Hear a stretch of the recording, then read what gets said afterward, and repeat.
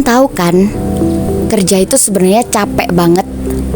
Harus bangun pagi, berangkat pagi, pulang malam, besoknya bangun pagi lagi, berangkat pagi lagi. Capek banget kan? Apalagi kerja di kafe. Ketemu pelanggan yang macem-macem. Tapi mereka tetap dituntut buat selalu ramah dan selalu sigap. Kalian kepo nggak sih? Apa sih sebenarnya yang bikin mereka itu tetap mau kerja dan bertahan di tengah gempuran yang nggak masuk akal itu? Kira-kira apa ya? Motivasi kerja. Iya, bener banget. Motivasi kerja. Motivasi kerja yang bikin mereka bertahan di tengah gempuran yang kayak gini. Dalam psikologi industri dan organisasi, motivasi itu sangat penting banget loh, karena dapat berpengaruh bagi seseorang bekerja dan kualitas pelayanan yang baik.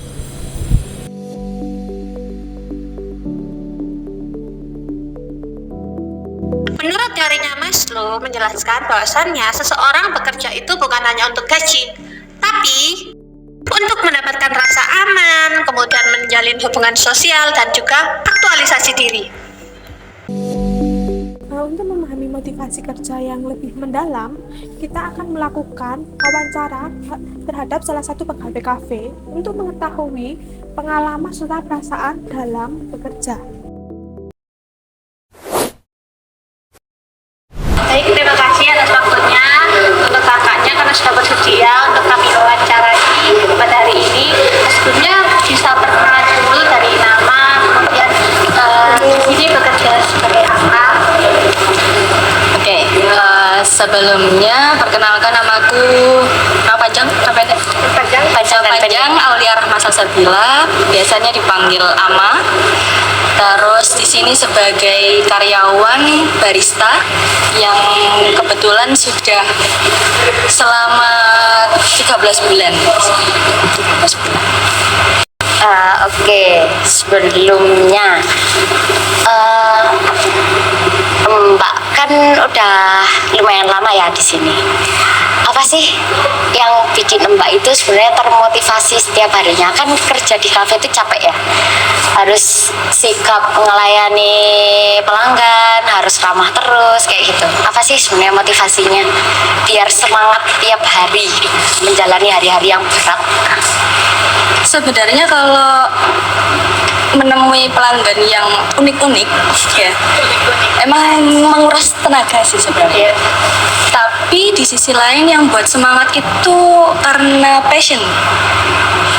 Sebelumnya kan aku emang di Kopian itu sudah 3 kali pengalaman di kafe dari 2023.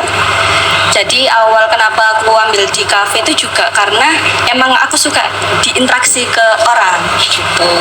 Jadi yang buat semangat dan apa ya, buat motivasi buat menjalani hari-hari ya tadi ya. Ya itu karena energiku ada di orang-orang gitu sih. Jadi juga karena passion, dulu banyak teman dan kenalan sesama barista, teman-teman kayaknya oke nih, kayaknya aku banget nih gitu di cafe shop.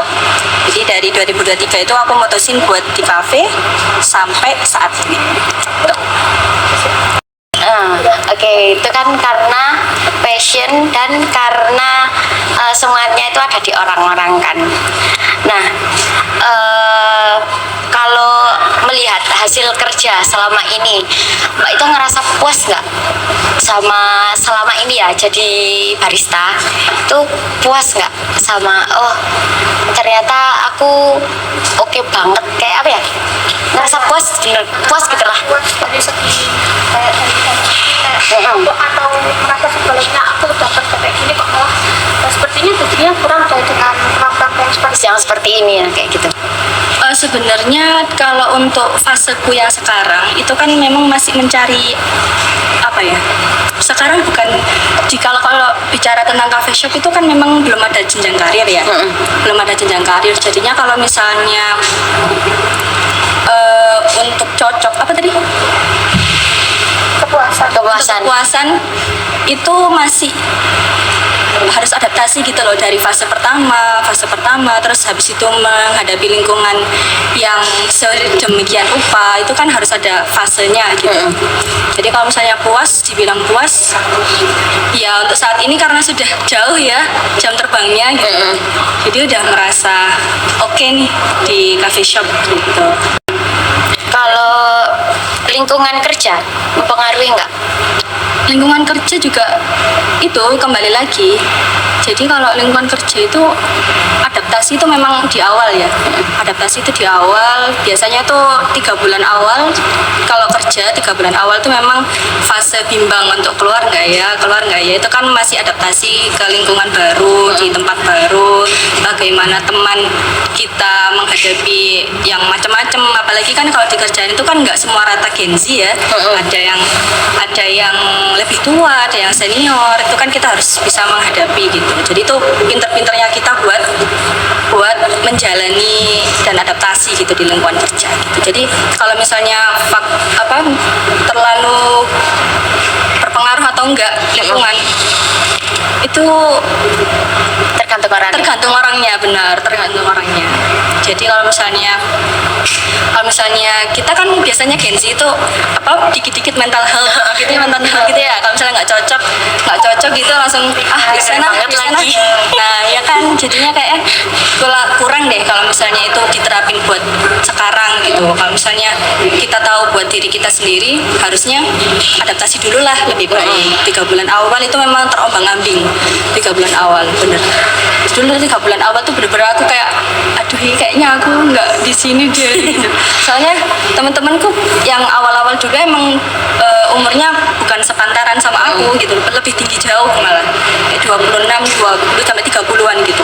Aku kayak aduh terkucilkan gitu kan ya 3 bulan, tapi lambat laun kalau sudah terbiasa dengan jokesnya ya gitu ya oke lah sama pembicaraannya gitu. Jadi lingkungan fleksibel fleksibel Tergantung orangnya ya berarti. relatif.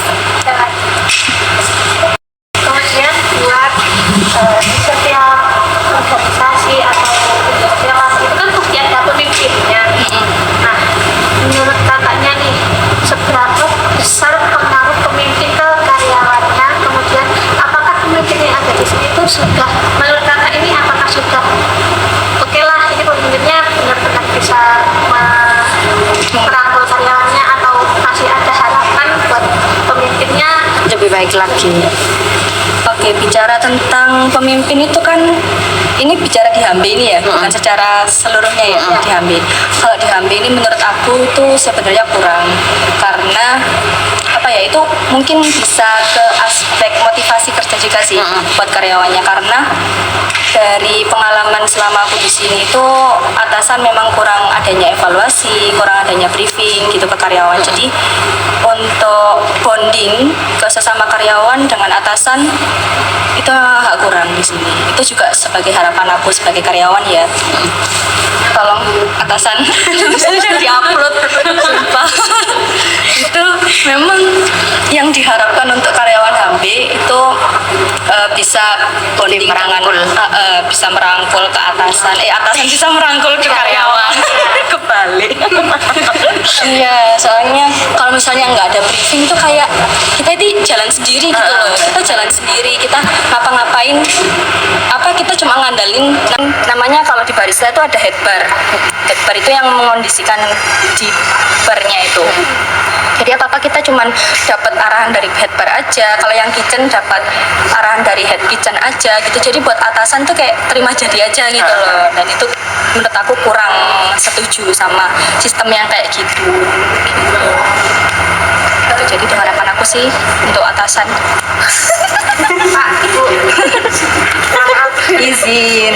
Nah, kemudian kan mungkin jadi salah satu penghambat motivasi ya. Apakah dari beberapa penghambat selain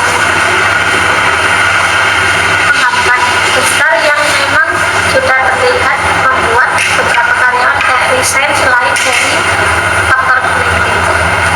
Kalau faktor resign resilient berarti ya, resilient ketahanan kerja itu menurut aku bukan karena atasan. Sebenarnya kalau misalnya orang yang cuek dengan atasan itu fine fine aja dengan lingkungan kerja yang seperti itu. Cuman kalau misalnya aku yang merasa itu adalah bukan kepuasan, maksudnya kurang di sebuah lingkungan kerja, kurang guyup dengan atasan. Jadi aku tuh merasa peka gitu loh. Kalau misalnya itu mengganggu sistem di coffee shop, di sebuah perusahaan lah, bukan di coffee shop aja. Jadi kalau misalnya resign, menurut aku karena sebelum-sebelumnya itu anak-anak itu bukan faktor dari atasan ya untuk resignnya. Mereka tuh karena di sini rata-rata anak kuliah juga kan. Rata-rata anak kuliahan juga, jadi faktor yang paling mencolok itu karena dia sudah semester akhir waktu skripsi atau lagi fokus KKN, ada juga skripsi tapi dulu kok mencari sih bahasannya ya. Jadi karena itu sih, karena kuliah, faktor kuliah, bukan karena atasan, karena mereka juga itu tadi cuek dengan sistemnya kayak gitu. Karena dulu sebenarnya kalau misalnya aku kerja di sini kan karena waktu skripsi ya, skripsi sampai selesai udah lulus, jadi aku merasa fine fine aja. Apa sih kamu? Jadi aku kayak dulu itu awalnya tuh cuek, tapi sekarang udah aware gitu loh sama sistem dari atasannya kayak gitu. Tapi untuk resignnya teman-teman yang dulu seangkatan sama aku itu memang faktornya dari kuliah itu aja sih. Jadi faktor internalnya yang lebih terpengaruh daripada Eksternal. Layanan pembeli udah kayak kadang itu kan kita kalau layanan pembeli kan kayak punya mood sih, nggak baik gitu. Terus gimana sih ngatasin moodnya itu biar kayak kembali, padahal suasana hati kita itu lagi nggak baik-baik aja. Oke. Kalau masalah mood mood itu kan memang sering ya, apalagi cewek ya. Cewek kan ada PMS. Ya itu ada hari red day-nya, Jadi kayak misalnya kalau misalnya kayak gitu tuh kita harus dalam lingkungan kerja tuh harus profesional guys. Jadi kalau nggak bisa ngandelin mood aja, misalnya kita nggak masuk kita nggak mau terus males nggak bisa kayak gitu. Jadi kita harus bersikap profesional walaupun sebenarnya itu hari terburuk ya buat kita, buat sebagai apalagi kayak ketemu sama customer yang nyebelin, maksudnya customer yang unik-unik, customer yang unik-unik, apalagi sebagai customer service ataupun di bidang pelayanan itu kan emang agak tricky ya, gitu. Jadi harus profesional, itu intinya. Karena dan kalau misalnya nggak bisa, misalnya kayak mau mentok, aku daripada emosi ke customer ya, dari emosi. Kebetulan di cafe itu kan nggak satu orang shift doang, ada yang namanya backup shift, ada namanya partner shift. Jadi kalau misalnya, Mbak, misalnya aku sama temenku, rekanku namanya Mbak Vira gitu ya, itu Mbak aku kayak gak iso nang kasir, gak iso ngelayani, tolong kok sama handle sih gitu. Jadi ada tim lah, kita bekerja sama tim gitu loh. Misalnya kita benar-benar nggak bisa ngehandle, minta tolong ke temennya, minta tolong ke rekan shiftnya kayak gitu. Jadi jangan kita seenaknya, kalau misalnya nggak mood terus kita bentak-bentak customer, kita seenaknya terus kita nggak profesional. Daripada namanya perusahaan itu kan pasti ada rating ya, ada rating. Takutnya customer takutnya customer kalau misalnya ada yang nggak cocok dengan pelayanan, apalagi pelayanan itu nomor satu. Sebelum tempat itu mesti pelayanan, tempat, terus makanan. Nah itu yang biasanya dinilai sama customer di Google review. Nah daripada nanti perusahaan yang kena, itu pasti atasan negur ke karyawannya gitu. Jadi itu juga salah satu, kembali lagi ke evaluasi, kembali lagi ke atasan. Kalau misalnya nggak ada bonding, nggak ada evaluasi, itu susah. Kamu harusnya kayak gini, itu jadi susah gitu loh kalau misalnya nggak ada briefing dari atasan gitu, kayak kita jalan sendiri. Jadi peran atasan juga, kalau misalnya kita lagi gak mood, gimana cara ngehandle-nya, itu kita nggak bisa ada pertanyaan ke arah sana, ke atasan gitu. Jadi itu yang gak bisa tetot gak bisa semena-mena gitu loh, atasan ke karyawan ke atasan. Kita harus sama-sama punya tim lah sama jadi tim harusnya saling mengevaluasi gitu sih. Jadi harus profesional aja. Kalau misalnya ngomongin mood harus profesional. Kak, di sini tuh ada nggak kayak penghargaan atau pengakuan kayak gitu? Kan misal atas kinerjanya karyawan. Ya, karyawan terbaik tahun ini kayak gitu. Aduh, itu kalau kan kebetulan di HMB ini masih baru buka 2 tahun ya. Oh, Baru buka 2 tahun, masih kecil lah, masih babat alas istilahnya. Jadi kalau untuk reward kayaknya bertahap.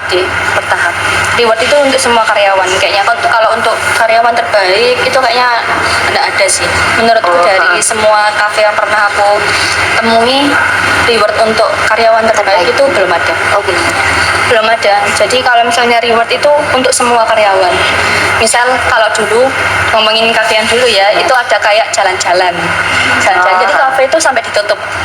Kafe itu sampai ditutup demi untuk menyenangkan karyawannya, untuk sejahtera karyawannya. Gitu. Keren, harusnya kayak gitu sih. Jadi untuk semua gitu. Jadi bukan untuk personal, bukan untuk personal sendiri gitu kan.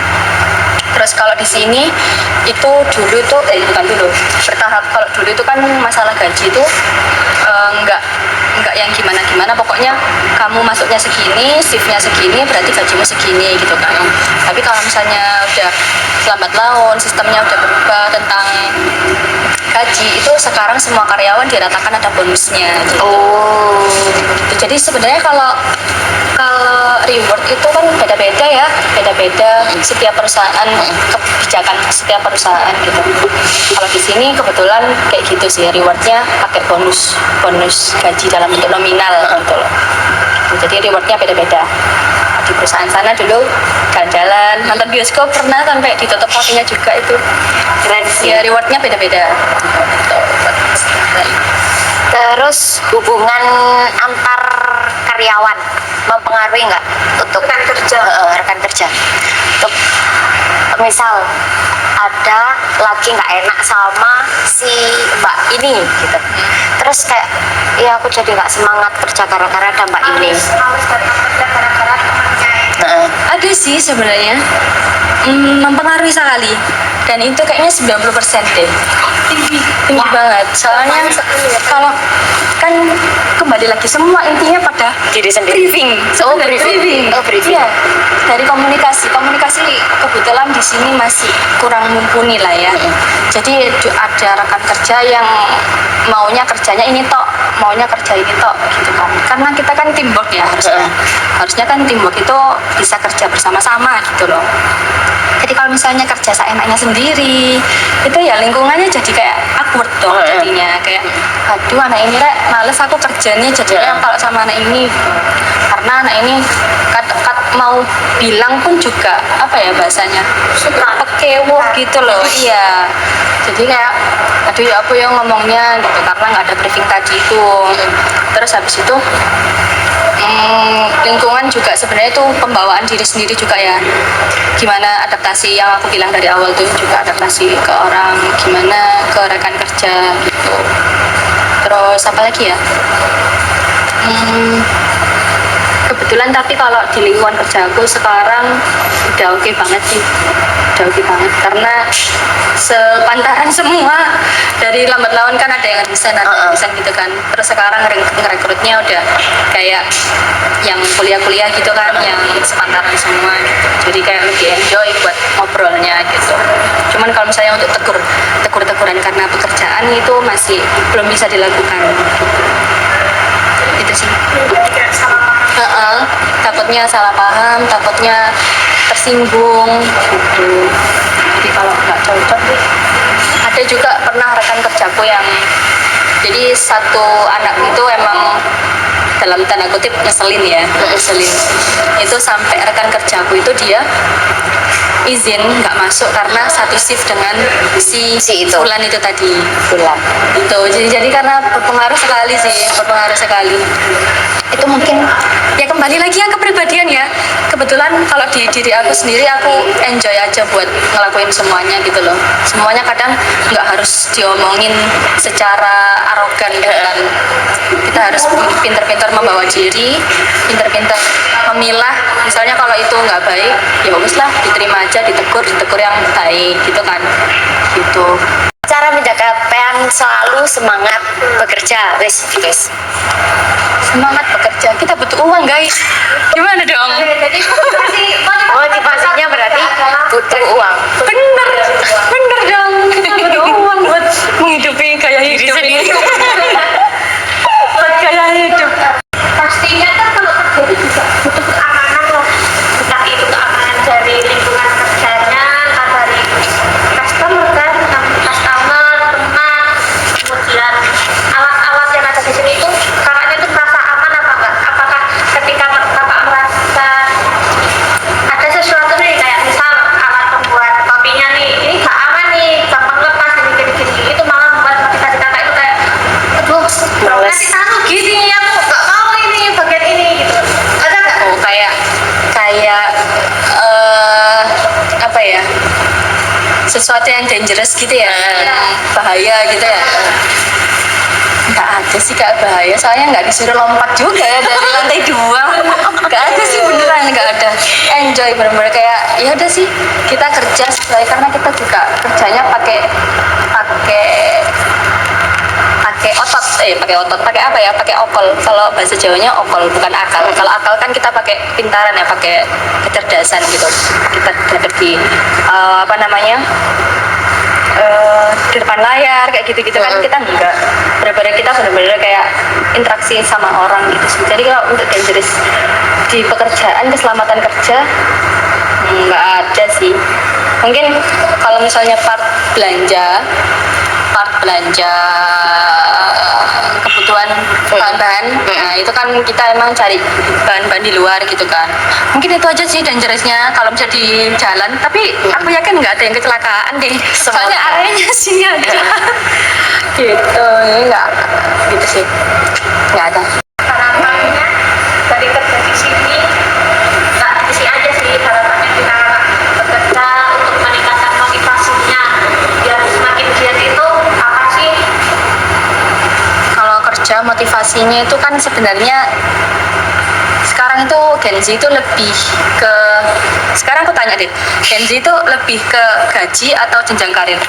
Gaji. Realistis lah kita. Realistis. Gaji dulu baru nanti aja lah kan jenjang karir. Sekarang gaji atau mental health?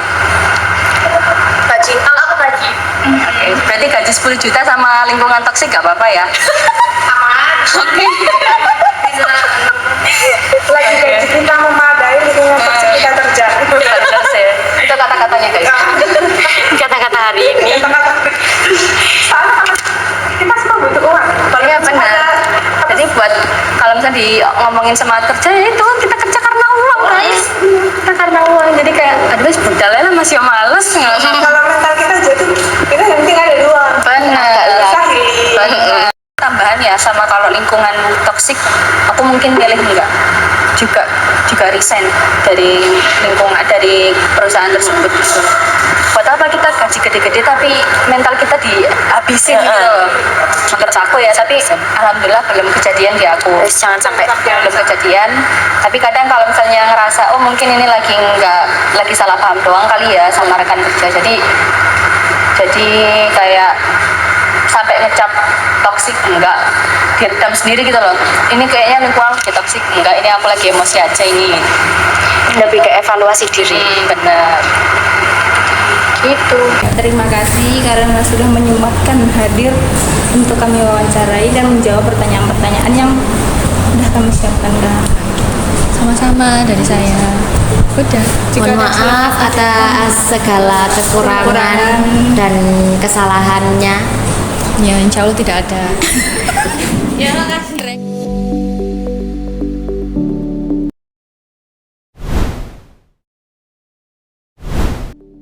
Dari hasil wawancara yang dilakukan di Cafe Hambe, mendapatkan jawaban bahwasannya yang menjadi salah satu faktor penyebab karyawan tidak ingin bekerja tidak datang ke kafe adalah faktor lingkungan, yakni dari teman atau partner mereka. Dari hasil wawancara ini, motivasi kerja merupakan bukan bukan soal gaji saja atau jam kerja, tetapi suasana kerja, terus hubungan yang baik dengan sesama rekan kerja, saling menghargai, merupakan suatu bentuk motivasi atau semangat kita dalam bekerja untuk memiliki semangat yang tinggi.